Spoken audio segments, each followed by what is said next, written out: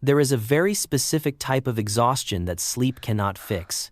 It's not the physical tiredness that comes after a long run or a hard day of labor.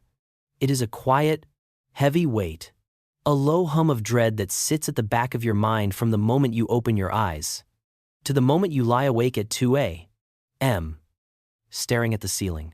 You blame your job. You blame your phone, your relationships, your endless to-do list. But while you are managing your external schedule, something alarming is happening to your internal biology. Right now, your body is likely trapped in a biological state of emergency.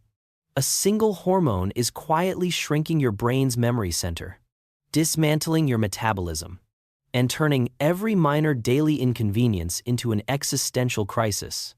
That hormone is cortisol. And today, we aren't going to talk about vague mindfulness, expensive supplements, or a weekend wellness retreat. We are going to look at the cold, hard mechanics of your nervous system and explore 3 counterintuitive, science-backed microhabits that can drop your stress hormones in hours. To fix the system, you must first understand how it was hijacked. 2,000 years ago, the Roman philosopher Seneca wrote, "We suffer more often in imagination than in reality." Little did he know, he was describing the exact mechanism of modern chronic stress. Your nervous system was designed by evolution for acute, short-term emergencies. Imagine an ancestor encountering a predator in the wild. Instantly, the amygdala triggers a flood of adrenaline and cortisol. Your heart rate spikes, your blood pressure surges, and your pupils dilate. Your body enters fight or flight. The threat is immediate, and the resolution is fast. Either you outrun the predator, or you don't. Either way, within minutes. The physical exertion clears the stress chemicals from your bloodstream. Your body returns to its baseline.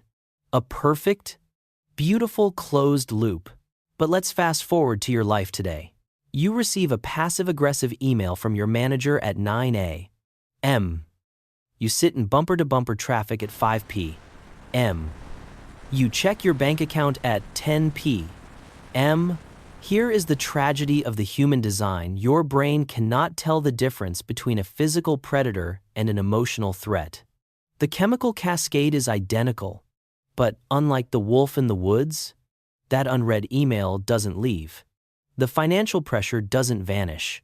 So, instead of a sharp spike followed by a clean drop, your cortisol levels look like an endless, elevated plateau. You are living inside a constant, low-grade biological emergency.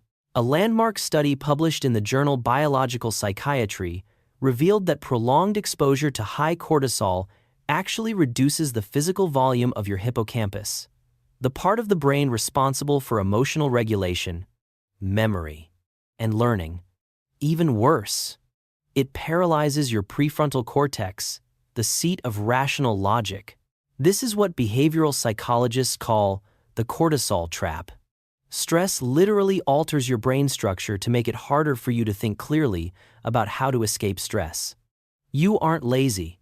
You aren't weak. Your brain is simply locked from the inside. Let's talk about how to break the lock. The fastest way to override a malfunctioning brain is to use your lungs. When you are stressed, your breathing naturally becomes shallow and rapid. Most wellness gurus will tell you to just take a deep breath. But scientifically, standard deep breathing when you are already hyper-aroused can sometimes make your anxiety worse. Instead, we look to a specific neurological hack pioneered by researchers at Stanford University, the physiological sigh. To understand why this works, we have to look at the gas exchange inside your chest. When you are chronically stressed, the millions of tiny air sacs in your lungs called alveoli begin to collapse like deflated balloons. When they collapse, carbon dioxide gets trapped inside your bloodstream. High levels of carbon dioxide in the blood are the exact chemical trigger that tells your brain we are suffocating. Start panicking. The anxiety you feel in your chest isn't always mental. It's often just a chemical reaction to trapped carbon dioxide. The physiological sigh is an ancient mammalian reflex that fixes this in seconds. It is the exact double breath that dogs, infants, and primates do involuntarily when they are exhausted or recovering from crying. Here is how you execute it deliberately. Take a deep, full breath in through your nose. Then, right at the very top of that breath, when you feel like your lungs are full force, one more short, sharp micro sniff of air into your nose. Finally, let all out through your mouth with a long, slow sigh. That second, tiny inhale is the magic key. It creates a burst of pressure that pops open those collapsed alveoli, allowing your lungs to instantly dump the accumulated carbon dioxide during the long exhale. When Stanford researchers compared this to traditional meditation and box breathing, the physiological sigh produced the fastest, a most profound drop in autonomic nervous system arousal ever recorded. Do not wait until you are having a panic attack. The moment you feel that slight tightening in your jaw or that familiar mental fog at your desk, perform just 2 consecutive physiological sighs. It takes 15 seconds. It costs nothing, and your blood chemistry resets instantly.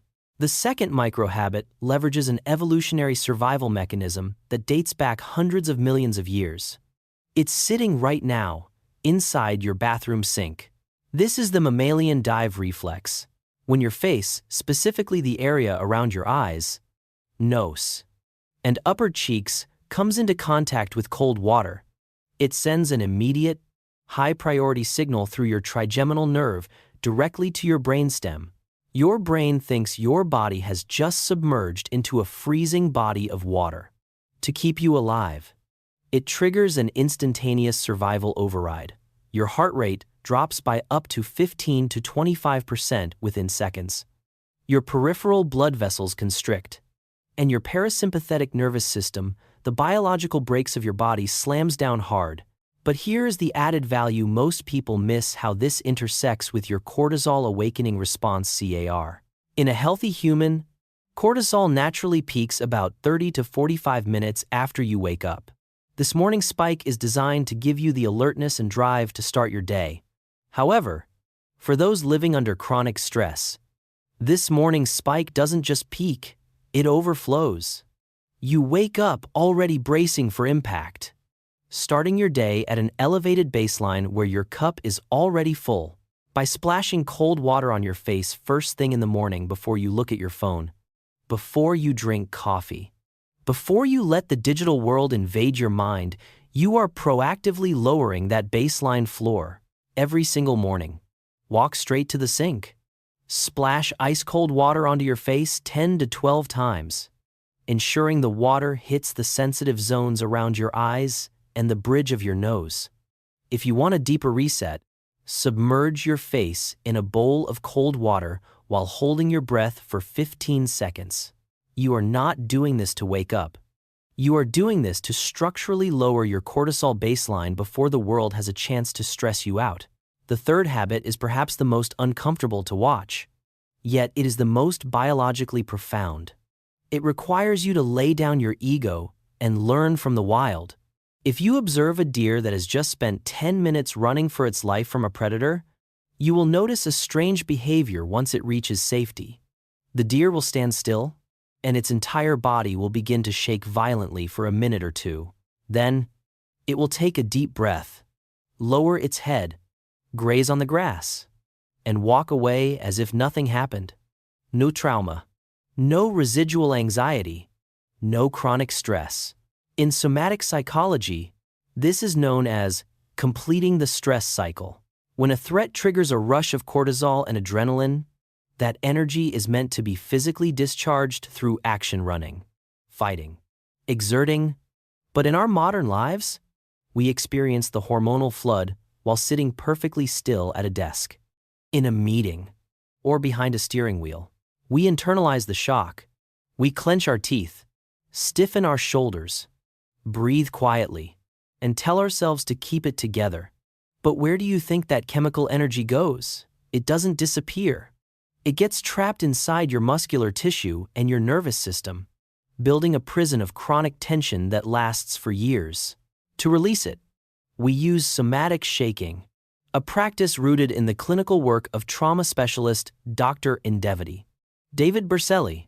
Once a day, preferably at the end of your workday when you transition from worker to human, find a quiet room.